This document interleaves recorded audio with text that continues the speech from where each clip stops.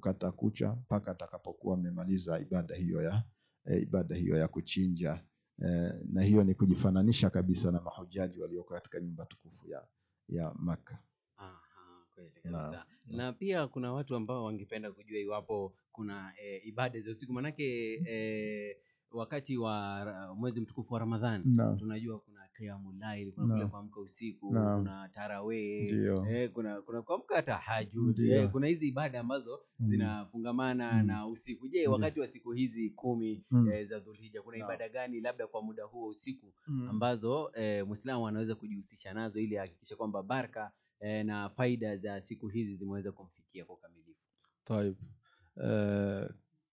Masiku yote haya, nyakati zote hizi, ukifanya ibada tumesema unalipwa na unapata thawabu zake. Na Mwenyezi Mungu hato kudhulumu, japokuwa neno hili sipendi kumnasibishia Mwenyezi Mungu ukosefu wa adabu. Mwenyezi Mungu si dhalim. Mwenyezi Mungu hadhulumu mtu, utapata. Lakini usiku, je, kuna ibada yote ambayo kwamba mimi nasimama kwa sababu ya huu ni usiku? Ipo, imehusishwa hasa katika ule usiku wa Arafa, wa kuamkia siku ya Arafa. Kuna ibada ambazo kwamba tumehusishwa pale na ulama wameziweka wazi na Mtume amezieleza. Lakini umuman hizi siku 10 mimi naweza nikaamka usiku. Siku 10 Mtume sallallahu alaihi wasallam anasema al-amalu salihu fihi ahab, kitendo chema chochote katika masiku haya 10 chapendekeza kwa nani? Kwa Mola Subhanahu wa Ta'ala. Ukiweza kusoma Qur'an, soma. Ukiweza kusimama usiku, simama, swali. Al-amalu salihu fihi ahab.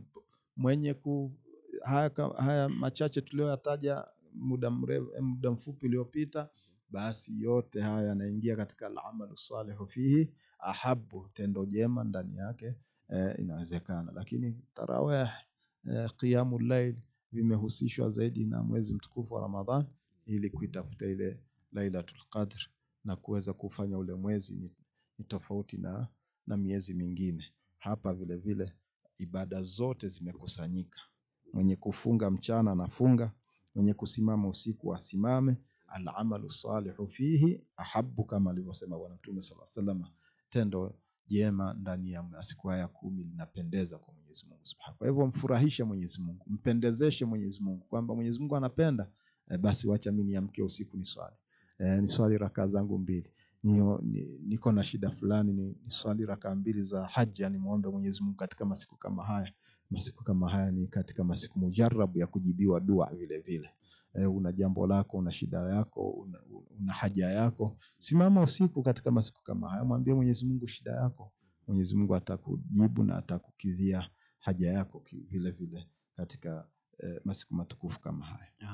Kweli kabisa. Kumbuka tu msikilizaji, nambari za simu jinsi nilivyoweza kutaja 0727444454 au 0738648881. Na umeweza kutaja hili swala la kufunga. Kwa sababu kuna watu pia wangetaka kujua zaidi, maana umesema tayari ni siku 3 zimepita. Kwa hivyo mtu anaweza kufunga 6 au 7 ambazo zimebaki. Je, mtu anaweza kufunga alternative, yani ile amefunga leo ameruka kesho akafunga, ama inatakiwa ukianza ndo bismillah? Hapana. Vizuri. Katika kufunga ndo kunaingia vile vile katika hadithi tunayoitaja, al-amalu salih fihi ahabu. Mwenye kufunga siku moja amefanya jema, hajafanya jema? Amefanya jema, sawa. Mwenye kufunga siku 2 ameongeza katika wema. Kwa hivyo mtu anaweza akafanya, mimi na Dhulhijja ya kwanza nafunga, Dhulhijja ya pili napumzika, ya 3 nafunga, ya 4 napumzika, ya 5 nafunga, ya 6 napumzika, hivyo mpaka zote akazimaliza. Kwa hivyo katika hizo siku 9 atakuwa amepata 4, atakuwa amepata 5, sawa.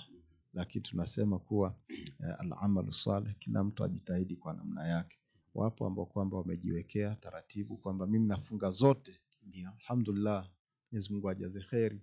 Wanapata makubwa, wanapata thawabu nyingi, wanawashinda wale waliofunga siku moja.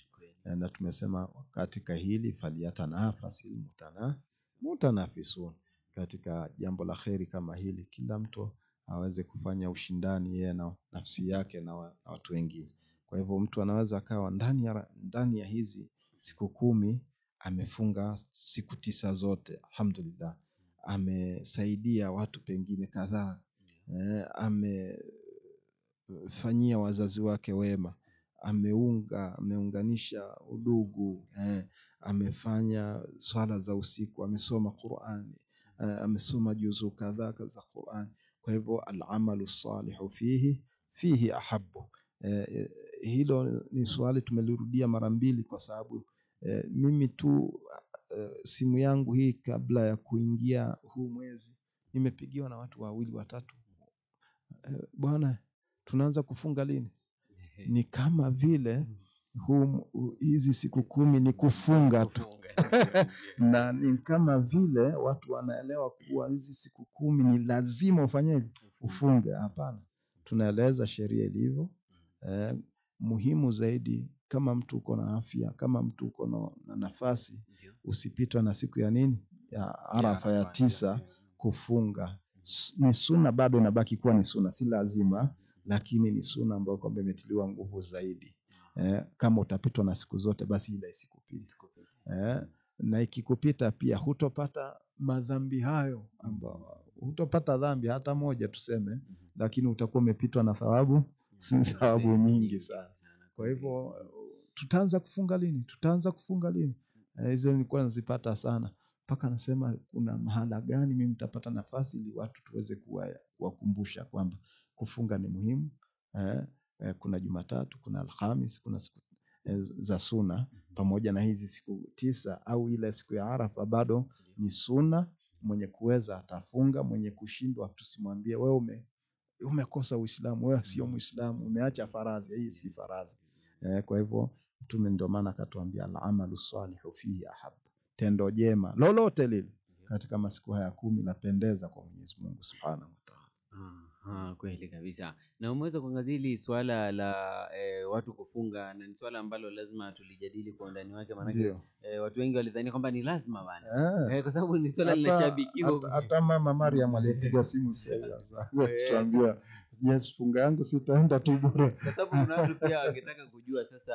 Kuna watu kidogo kazi zao zinahitaji nguvu sana. Ndio. Watu wangu wa mjengo pale kidogo wanahitaji nguvu. Unajua wale kidogo kufunga kwao itakuwa tatizo, watapoteza unga. Kuna watu sasa, labda kwa ushauri, kuna watu ambao wanafanya kazi nzito, kazi ambazo zinahitaji nguvu. Kwa sasa kidogo alikuwa anajisikia wako chini, lakini umeshawaambia kwamba kufunga iko lazima. Labda ungewashauri ibada gani zingine ambazo wanaweza kuzifanya ndani ya muda huu, ambazo zitahakikisha kwamba wanapata thawabu zaidi kusawia na wale ambao wanafunga ama karibia tu kidogo na wale wanaofunga. Sawa. Kusema kweli, funga inahitaji pia, pamoja na hao mengine mengi uliyozungumza, inahitaji pia kupigana na nafsi yako. Na watu wanafanya kazi ngumu, tunaheshimu, na wanakula kwa jasho kwa jasho lao. Watu wa mjengo, watu wa kuendesha magari makubwa, masafari ya mbali, tuwaheshimu kabisa. Lakini je, hata wale ambao unajua ukishamaliza Ramadhani inakuwa uvivu ni mwingi, hasa ukisikia funga. Bwana, kuna ustadhi wangu mmoja alikuwa anambia, bwana mimi Ramadhani hadi Ramadhani zingine zitanisamea hali ngumu. Lakini tunasema kuwa mwenye kuweza kufunga afunge. Kufunga ni ibada kubwa. Kufunga ndio ibada Mtume Muhammad sallallahu alaihi wasallam alieleza kupitia hadithi al-Qudsi. Mwenyezi Mungu mwenyewe anasema illa sawma fa innahu li wa ana ajzi bi. Jamani, ibada hizi zote ni ibada mtu anafanya na analipwa, lakini saumu mimi ni yangu. Mtume Mwenyezi Mungu akasema saumu ni yangu na mimi ndo afanyaje, na mimi ndo nalipa.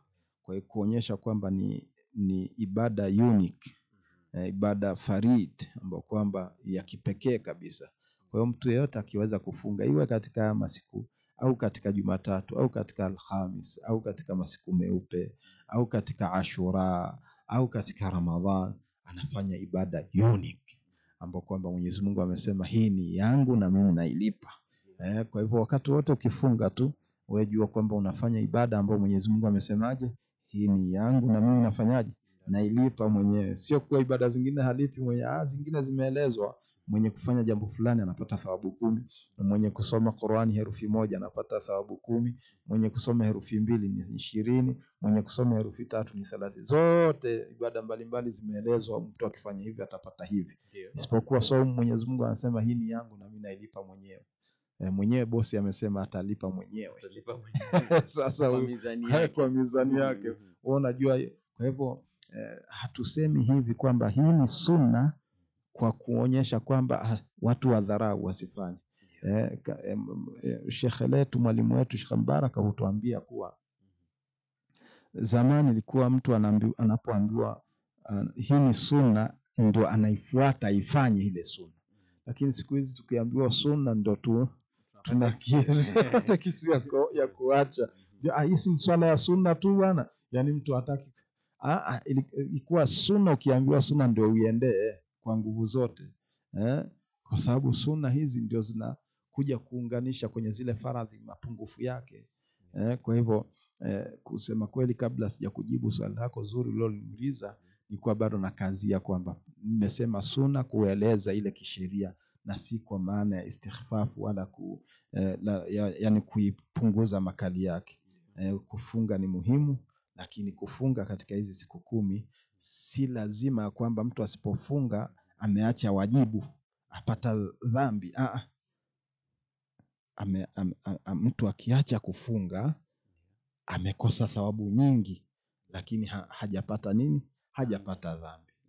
Hilo ndio nilikuwa nataka nilieleze. Ama yule ambaye hawezi, amepewa dharura, hata katika Ramadhani yenyewe amepewa dharura, basi kwa nini hajapate nafasi ya kufunga kwenye sunna wakati Ramadhani yenyewe alikuwa ni kwake amefunga kwa shida? Pengine wengine madereva walikuwa wanaambiwa nyie kuleni hasa kwa kazi mliokuwa mnaifanya. Ndani ya Ramadhani walikuwa na dharura. Ndani ya Ramadhani walikuwa siku zingine wanafungua waje wazilipe kwa sababu ya kazi ngumu walizokuwa wakizifanya.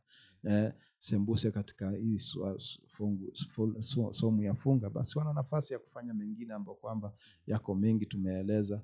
Ni katika amali nzuri za kuweza kufanya na mtu akapata thawabu nyingi, kama vile tumesema na senti yake kidogo akasaidia, akawaangalia mayatima, akawaangalia wajane, akawaangalia wanafunzi akawasaidia, akaangalia mambo ya kijamii, akaangalia maji fulani, kisima fulani akatengeneza.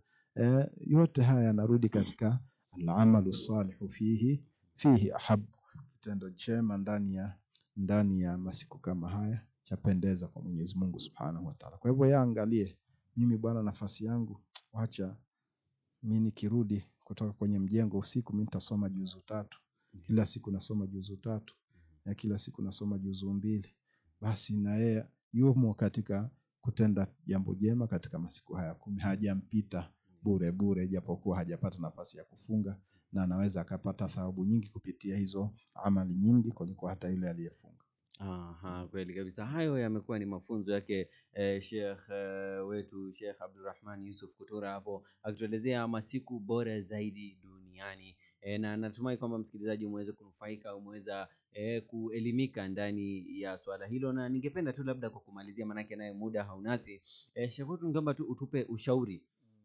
Yani ushauri tunaita ushauri huria. Ushauri wako wa kibinafsi. Umeshatufunza, umetukumbusha, umetueleza yale ambayo hatukuyafahamu, yale ambayo tulikuwa tumeyasahau, umeweza kutukumbusha pia. Sasa labda kwa ushauri wako, labda kati ya masiku haya bora zaidi duniani utakuwa ni upi?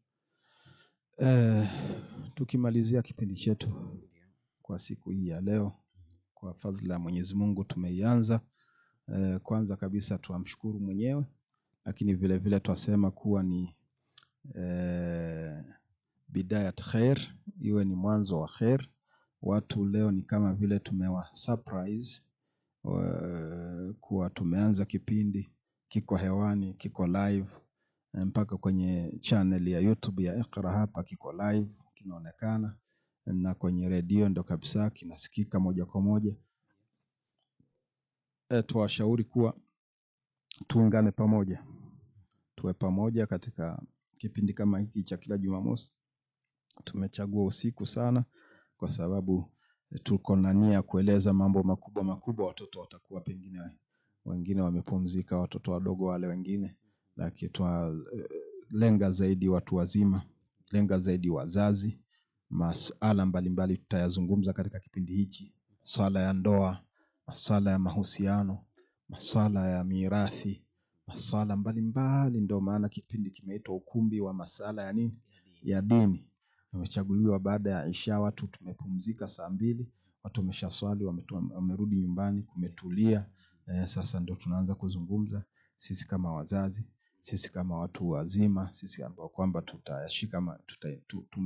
tumeshika bendera ya da'wa ya Bwana Mtume Muhammad sallallahu alaihi wasallam. Kwa hivyo kama leo imekuwa ndio mwanzo na tumeona simu 2-3, basi nadhani kipindi kitakapokuwa kinazidi kushamiri, watu watakuwa wengi, wasikilizaji watakuwa wengi, na simu tutakuwa wenyewe tunaziacha hapa. Kwa hivyo tunawapongeza wasikilizaji wetu kwa kukipokea kipindi chetu na kukianza kwa kheri kama hii. Lakini cha mwisho kabisa, wote hatuwezi kufunga, wote hatuwezi kusoma Qur'an, wote hatuwezi kutoa katika mali zetu, wengine hatuna. Lakini jaribu, msikilizaji wangu mtukufu, kushika kile unachokiweza katika hizi siku 10, na zimebaki siku 7 pengine.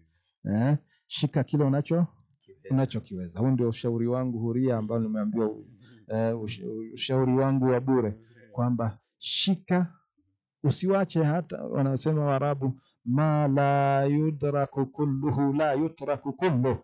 Hii ni kaida inakupa Abdul Hamid ya lugha ya Kiarabu. Nasema kisichowezekana chote hakiachwi chote. Kisichowezekana chote hakiachwi chote. Sawa kabisa. Huyu amekuwa Sheikh wetu, Sheikh Abdurrahman Yusuf Kutura, hapo akimalizia kwamba kisichowezekana chote usikiwache chote, fanya kile uwezacho. Kweli kabisa, na ni msingi mkubwa sana, na nafurahi kwamba tumepiga bismillahi na mada ya kutunufaisha sana, mada ambayo iko katika muda wake mwafaka, ikiwa ni masiku bora zaidi huko duniani, ikiwa ni siku 10 ndani ya mwezi wa Dhulhijja. Na nadhani Sheikh wangu ikiwa imepita inaitwaje, Ishai, haki ya kusema kwamba leo ni tarehe 4 Dhulhijja. Tayari ni tarehe 4. Kwa hivyo leo ni tarehe 4 Dhulhijja mwaka 1446. Kwa hivyo kama ulikuwa hujatilia nia bado ya kufunga siku ya kesho, basi unaweza kutia nia ukafunga ama ukajipanga. Unajua cha msingi ni kujipanga na nia yako, uweze kuhakikisha kwamba tunanufaika zaidi ndani ya siku hizi 10 ambazo ndio bora zaidi katika maisha ya Muislamu, ama katika wakati huu wa Dhulhijja. Na huo ndio mwisho wa kipindi cha siku ya leo cha Ukumbi wa Dini. Nimekuwa wako Abdul Hamid Suleiman, tumekuwa naye Sheikh wetu tunempenda kwa ajili ya Allah, Sheikh Abdurrahman Yusuf Kutura. Allah kujalia, ala kujazie, akufungulie dua zako unazoomba kwa siri, dua zako unazoomba kwa dhahiri, zote akufanyie wepesi katika maisha yako. Na tunakuombea sana upate afya, ili kila siku kuja hapa utufunze, utukumbushe, utuelimishe. Hadi wakati mwingine, ama hadi wakati Jumamosi ijayo inshallah.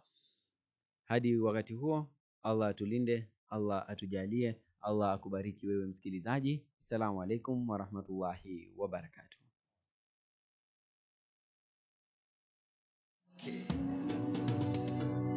Assalamu alaikum wa rahmatullahi wa barakatuh. My name is